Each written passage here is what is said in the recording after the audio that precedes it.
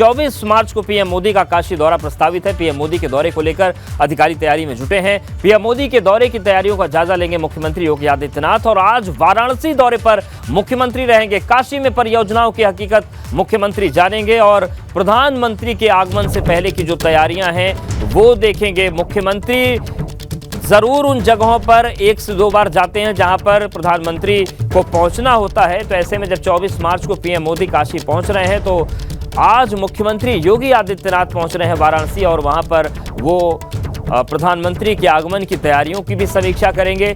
काशी में जो परियोजनाएं चल रही हैं उन कार्यों की भी समीक्षा करेंगे और एक लंबा चौड़ा कार्यक्रम आज मुख्यमंत्री का यहां पर है क्योंकि 24 तारीख को प्रधानमंत्री मोदी आ रहे हैं लगभग 3 से 4 महीने के बाद। ऐसे में निश्चित तौर से जो सौगातें पहले मिली हैं उनका क्या जमीनी स्तर पर विकास है ये भी मुख्यमंत्री देखेंगे।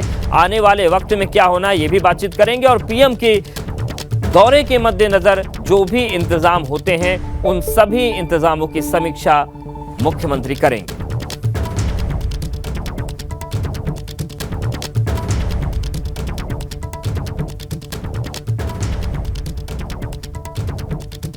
बड़ी खबर लखनऊ से है। बिजली कर्मियों की हड़ताल पर बड़ा निर्णय लिया गया है।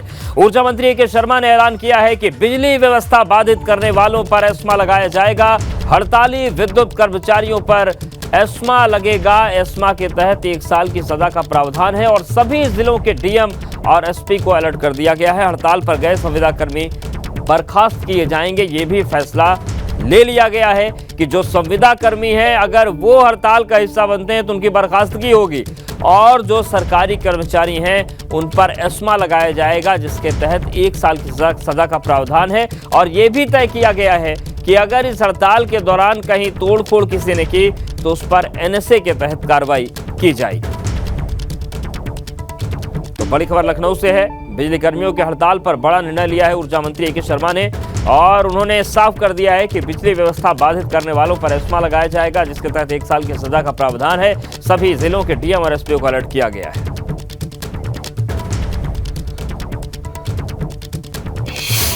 मार्ग न अपनावे, सरकार के साथ सहयोग करें। हमारा पूरा मन है उनके कल्याण का, उनके सुख सुविधा का ध्यान रखना हमारा कर्तव्य है। इसलिए मैं इस विभाग के मुखिया के रूप में उनसे निवेदन करता हूं कि वो काम पर बने रहें, काम पर वापस आवें। उनकी जो पहले जो मांगें हमारे समक्ष आई थी, दिसंबर में जो बातचीत हुई थी, उनमें से कई प्रमुख मुद्दों को, महत्वपूर्ण मुद्दों को हल किया जा चुका है। जैसे हमारे विद्युत निगम की आर्थिक स्थिति ठीक नहीं होने के बावजूद पिछले 3-4 साल से रुका हुआ बोनस को 1 साल का बोनस, वर्तमान वर्ष का बोनस हमने दिलवाया। तो बिजली कर्मियों की मांग आखिर क्या है हम आपको बता देते हैं। दरअसल वो मांग कर रहे हैं कि पुरानी पेंशन व्यवस्था लागू की जाए। ओपीएस की बात की जा रही है, ओल्ड पेंशन स्कीम। संविदा कर्मी नियमित किए जाए, ये मांग भी की गई है। बिजली कर्मियों के घर मीटर ना लगे, ये भी मांग की गई है। विभाग पूर्व कर्मचारियों के घर मीटर न लगे, ये भी मांग की गई है।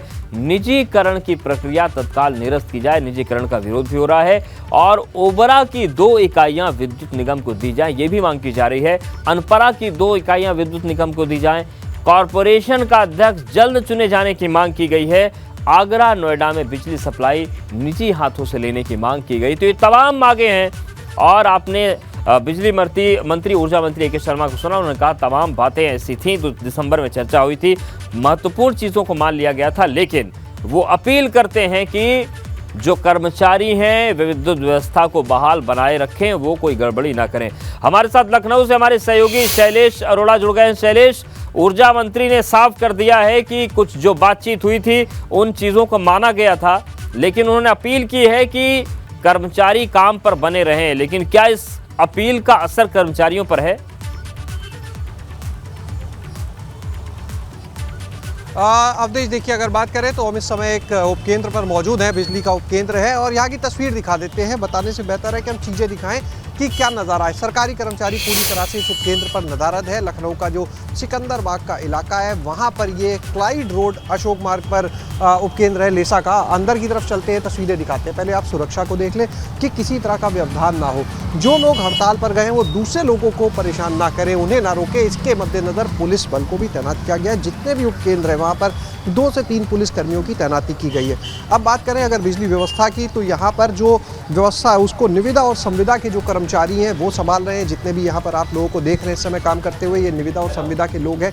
लगातार इनके पास कॉल्स आ रही हैं। अभी जब हम यहाँ पर पहुँचे तो एक लोकल फॉल्ट की कंप्लेन आई थी, जिसके बाद में तत्काल वहाँ पर भी जो कॉन्ट्रैक्चुअल कर्मचारी हैं, निविदा संविदा से जुड़े कर्मचारी हैं, उनको रवाना किया गया इसको दूर करने के लिए। और ये जो उपकेंद्र है देखिए बहुत ही महत्वपूर्ण उपकेंद्र है। उसके पीछे की हम वजह बता दें आपको कि यहाँ से जो बिजली की सप्लाई है इसके ठीक सामने जो है वो दूरदर्शन का सेटअप है। उसके बगल में हम जाते हैं तो जवाहर भवन, इंदिरा भवन का सेटअप है।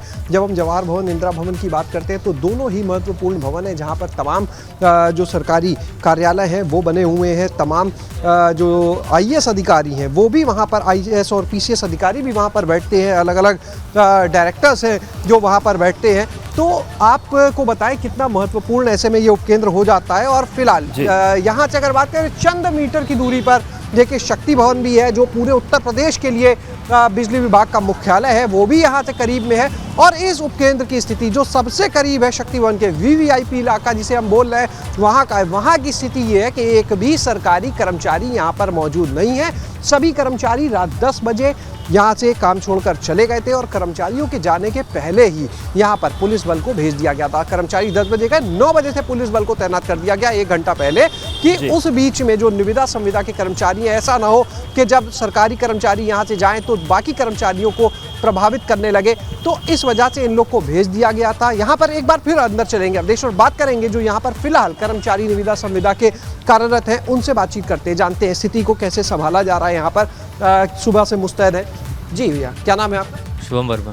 शुभम जी, ये बताइए कोई सरकारी कर्मचारी है इस समय? नहीं नहीं। तो आप लोग संभाल रहे हैं जी। लोकल फॉल्ट कोई अभी तक? सर अभी कुछ नहीं। कोई दिक्कत यहाँ पर? नहीं, फॉल्ट आया था, वो रिपेयर हो गया वो। हाँ। कोई समस्या आ रही है इस उपकेंद्र से, क्योंकि काफ़ी VIP इलाका है ये तो? हाँ VIP तो है, लेकिन समस्या कोई नहीं है। हैंडल कर ले रहे हैं? बिल्कुल बिल्कुल। तो आप लोग सहयोग करेंगे अपील के बाद, या आप लोग भी जाने वाले हड़ताल पे? वो तो जाने वाले हम लोग तो अभी फिलहाल ड्यूटी कर रहे हैं अपनी। हाँ।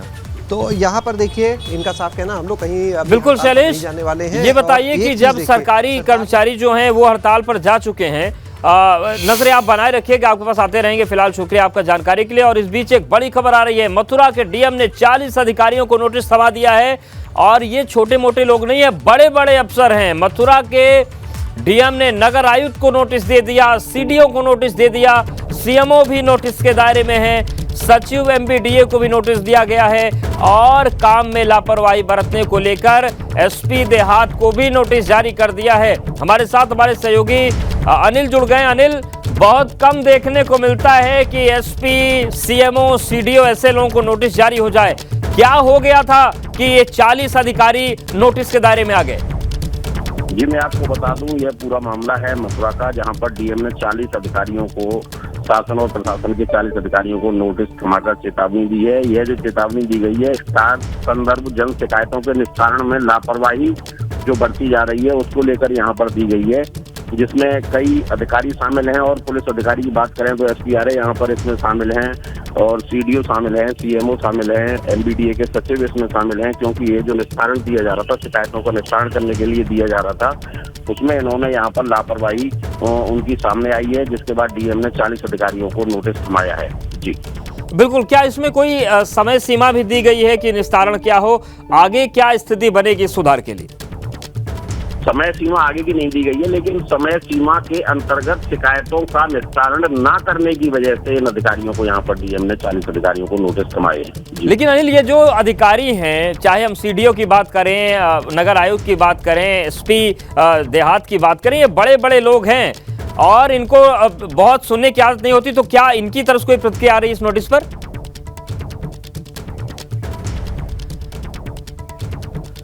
तो अनिल संपर्क करेंगे, लेकिन 40 लोगों को नोटिस जारी किया गया है।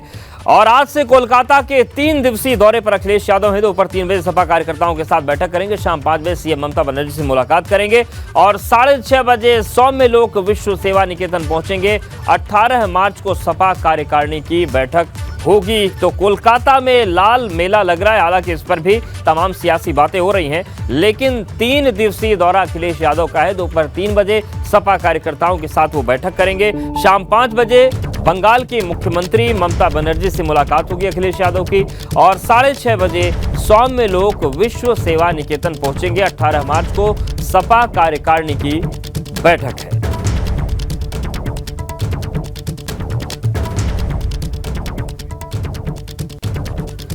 और हमारे साथ हमारे सहयोगी मनोज्ञा लोहिवाल जुड़ गई हैं। मनोज्ञा, ये जो पूरी ये तस्वीर बन रही है, समाजवादी पार्टी उत्तर प्रदेश से बाहर निकलकर कोलकाता में अपना अधिवेशन करने जा रही है, किस तरीके की तैयारियां हैं और क्या कुछ कार्यक्रम रहेगा सपा का? देखिए, समाजवादी पार्टी का कोलकाता संबंध आज से नहीं है, पिछली सदी से है। 1992 में जब पार्टी का गठन हुआ था तब मुलायम सिंह यादव ने पहली राष्ट्रीय कार्यकारिणी की बैठक कोलकाता में ही ग्रेट ईस्टर्न होटल में की थी। लेकिन बतौर राष्ट्रीय अध्यक्ष पहला मौका होगा जब अखिलेश यादव कोलकाता में इस बैठक की अगुवाई करेंगे।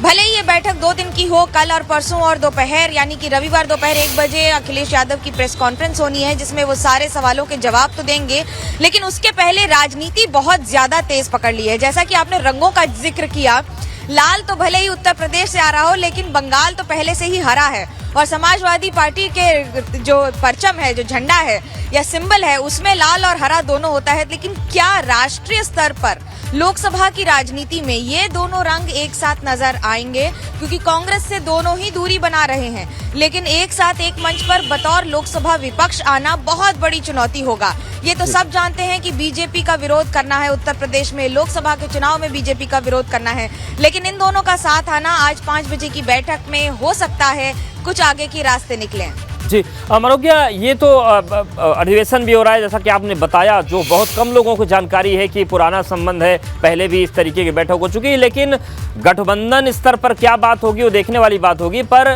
जो समाजवादी पार्टी के कार्यकर्ता हैं, नेता, उनकी एक कसक ये भी है कि अगर बसपा और आम आदमी पार्टी राष्ट्रीय दल बन सकते हैं तो सपा क्यों नहीं?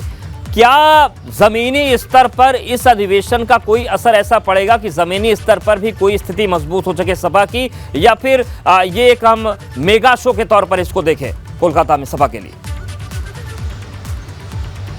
देखिए, मेगा शो ये पहला मौका नहीं होगा। 2010, 11, 12 तीनों राष्ट्रीय कार्यकारिणी की बैठकें कोलकाता में ही हुई थी, लेकिन तब अध्यक्ष थे मुलायम सिंह यादव। लेकिन नेताजी की अगुवाई में काम होना और राष्ट्रीय स्तर पर अब पार्टी को आगे बढ़ाने में अखिलेश यादव के लिए बहुत बड़ी चुनौती है।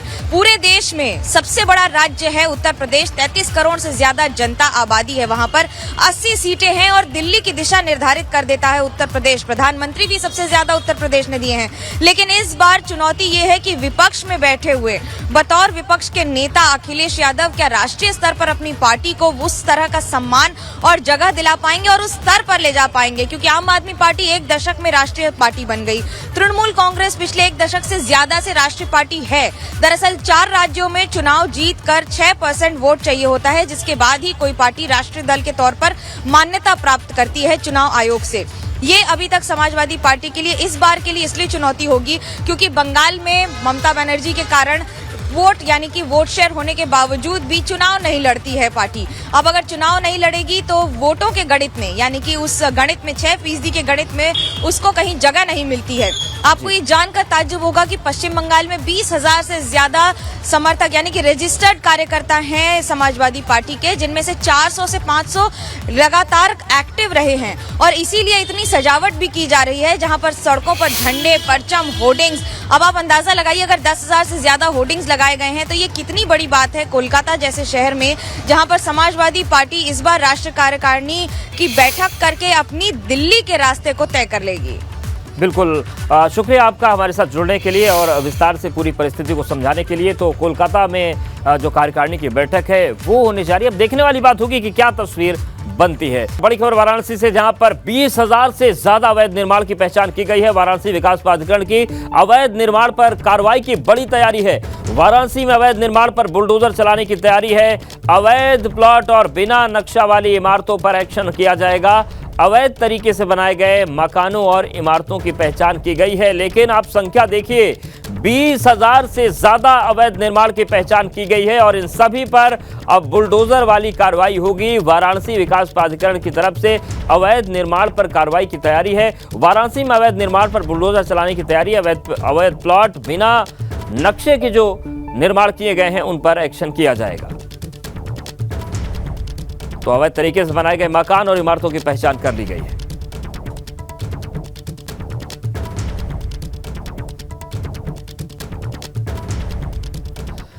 और संभल कोल्ड स्टोरेज हादसे में मौत का आंकड़ा एक बार फिर से बढ़ा है। अब यह आंकड़ा 6 से बढ़कर 8 हो गया है। हादसे में 11 लोगों का रेस्क्यू किया जा चुका है और कोल्ड स्टोरेज में रेस्क्यू ऑपरेशन जारी है, लेकिन 2 और लोगों की इस हादसे में मौत हो गई है। अभी भी कुछ लोगों के अंदर फंसे होने की आशंका है। तो एनडीआरएफ लगातार रेस्क्यू ऑपरेशन कर रही है, लेकिन इन सब के बीच दुखद खबर यह है कि कोल्ड स्टोरेज में हादसे में जो मृतक का आंकड़ा है, मृतकों का, वो बढ़ गया है।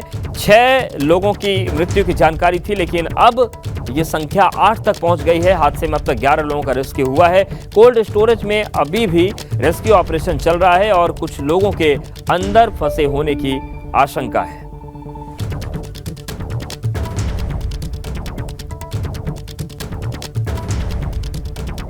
तो संभल हादसे में अब तक 8 लोगों की मौत हो चुकी है। आंकड़ा धीरे धीरे बढ़ रहा है। अभी तक 6 ये संख्या थी, लेकिन 8 हो गई है। कुछ लोगों के फंसे होने की आशंका अभी भी बनी हुई है। और संभल हादसे पर मुख्यमंत्री योगी आदित्यनाथ ने भी अपनी प्रतिक्रिया दी है। ट्वीट करके उन्होंने दुख जताया है और उन्होंने क्या कुछ लिखा है वो हम आपको बताएंगे, लेकिन मुख्यमंत्री योगी आदित्यनाथ ने ट्वीट करके दुख जताया है और परिजनों के प्रति अपनी संवेदनाएं उन्होंने प्रकट की हैं। संभल हादसे का मुख्यमंत्री ने संज्ञान लिया है और जो हादसा हुआ है इसको लेकर ट्वीट करके उन्होंने दुख जताया है। और ट्वीट करके मुख्यमंत्री ने लिखा कि जनपद संभल के चंदौसे स्थित कोल्ड स्टोर दुर्घटना में हुई जनहानि अत्यंत पीड़ादायक है। मेरी संवेदनाएं शोकाकुल परिजनों के साथ हैं। प्रभु श्री राम दिवंगत आत्माओं को अपने श्री चरणों में स्थान और परिजनों को ये अथाह दुख सहने की शक्ति प्रदान करें।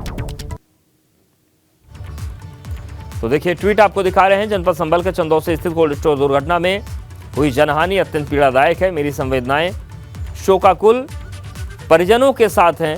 प्रभु श्री राम दिवंगत आत्माओं को अपने श्री चरणों में स्थान और परिजनों को ये अथाह दुख सहने की शक्ति प्रदान करें। ओम शांति। तो ये मुख्यमंत्री ने ट्वीट करके अपनी संवेदनाएं जताई हैं।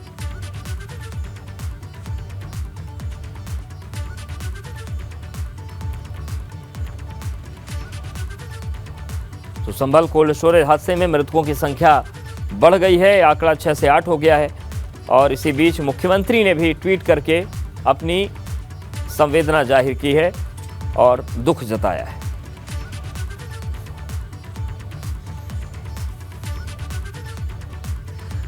और बड़ी खबर अतीक अहमद को लेकर है। अतीक अहमद की सुरक्षा वाली अर्जी पर सुप्रीम कोर्ट में सुनवाई हुई है। एनकाउंटर के डर से अतीक अहमद की ओर से अर्जी लगाई गई। अतीक अहमद ने यूपी न लाए जाने की अर्जी की मांग की है। गुजरात के साबरमती जेल में अतीक अहमद बंद है। उमेश हत्याकांड में आरोपी है माफिया अतीक अहमद।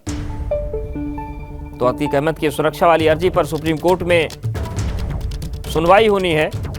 एनकाउंटर के डर से अतीक अहमद की ओर से अर्जी लगाई गई है। अतीक अहमद ने यूपी न लाए जाने की अर्जी की मांग की है और गुजरात के साबरमती जेल में अतीक अहमद बंद है। उमेश हत्याकांड में आरोपी है माफिया अतीक अहमद। लेकिन अतीक अहमद को इस वक्त अपनी सुरक्षा का डर सता रहा है और इसीलिए अतीक के जो वकील है वो सुप्रीम कोर्ट के दरवाजे पर पहुंच गए हैं। अपील की गई है कि यूपी न लाया जाए साबरमती जेल से। गुजरात के साबरमती जेल में अतीक अहमद बंद। वहीं बिजनौर में मधुमक्खियों ने लोगों पर हमला कर दिया। मधुमक्खियों के हमले में 5 लोगों की हालत बिगड़ गई। बिजली का बिल जमा करने के दौरान मधुमक्खियों ने हमला कर दिया। बिजनौर के अफजलगढ़ के बिजली घर का ये पूरा मामला है। बिजनौर में मधुमक्खियों का लोगों पर हमला हो गया है। मधुमक्खियों के हमले में 5 लोगों की हालत बिगड़ गई। बिजली का बिल जमा करने के दौरान मधुमक्खियों ने हमला कर दिया। बिजनौर के अफजलगढ़ के बिजली घर का ये पूरा मामला है।